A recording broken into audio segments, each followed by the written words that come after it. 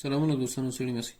راځو نن یو اپروکسیمیټ بریک کیلکولیشن کوي. مطلب تر اندازې یو اټکلي محاسبه د یو خښتو لپاره د یو دیوال فرض مثال چا درکړی چې یا دیوال هم نه وي، محاسبه ورته کوي چې څومره خښتو د دې ساحه کې ضرورت ده.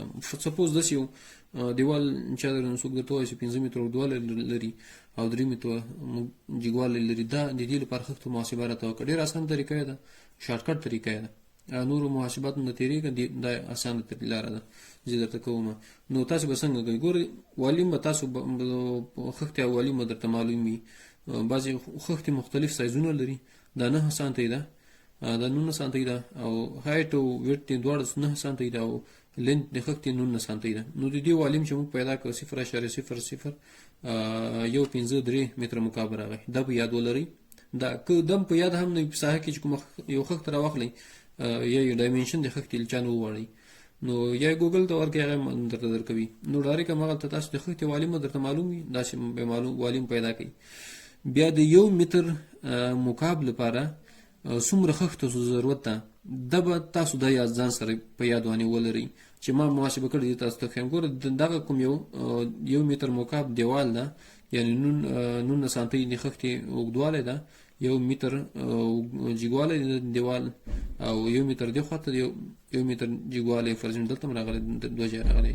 نو تاسو به دا راواخلئ، په دې کې به یې ضرب کوئ. چې په دې کې هم ضرب کړو، تاسو ته به مربعي اندازه درکړي. چې کله مو ویټ کې ورته ضرب کړو، تاسو ته متر مکعب لاسه درکړي. یعنې دغه 1 متر مربع کوم یو دیوال چې دا لیوي سطحې نه، نو د دې والیم چې تاسو پیدا کړئ 0.19 به ځي. ګورئ، سطح هم د دیوال اندازه کړئ، یو په یو کې ده.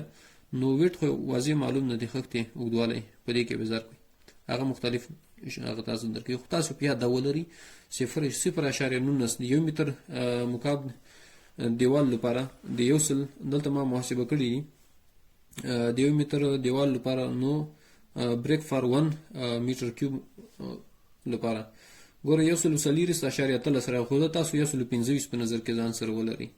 چې 125 دا تاسو په نظر کې ولرئ، لکه دلته مې تاسو ته اپروکسیمیټ درکړی ده. دا محاسبه څنګه کېږي؟ 0.19 تقسیم 0.0053.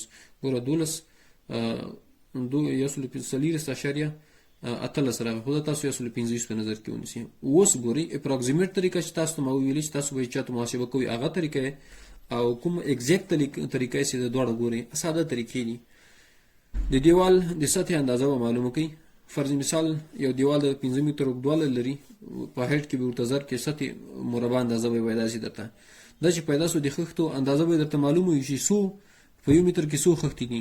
ګوره 3 ضرب 5 مساوي د 15 سره کېږي. یعنې د دې دغه کومه سطح چې ده، دغه دلته اوس د ویټ نه موږ بیخي صرف نظر کوو، دغې سطحې مساحت موږ پیدا کړي. دا مساحت هم پیدا کړي 15 راغی، یعنې 3 راواخلو په 5 کې ضرب 15 کېږي. دغه 15 چې راغی د دې خښتو په تعداد کې ضرب کړه 125 کې 1815 به راشي.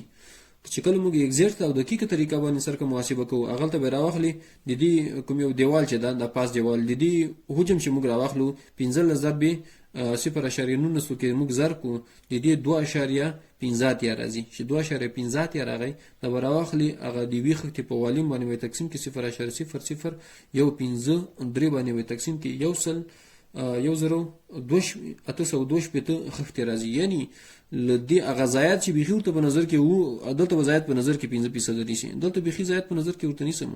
څو خښتې اضافه راغلی؟ 14 خښتې اضافه راغلی. یعنې دغه اپروکسیمیټ کومه طریقه یې داسې فرض کړئ د ایگزیکټ طریقه ده.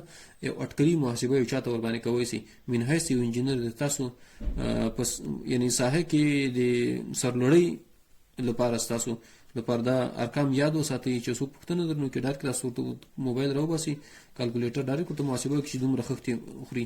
خو هلته بیا چې کوم یو پیلر ډیزاین ورته ورکوي، هغه یو 10% هغه ورته په نظر کې ورته ونیسه، خبره خلاص. نو دا وه زموږ نننۍ ویډیو چې تاسو ته وړاندې شوله. هیله ده چې تاسو د پام وړ ګرځېدلي وي. چینل د سره سبسکرایب کړئ. ښه وخت ولرئ. الله مو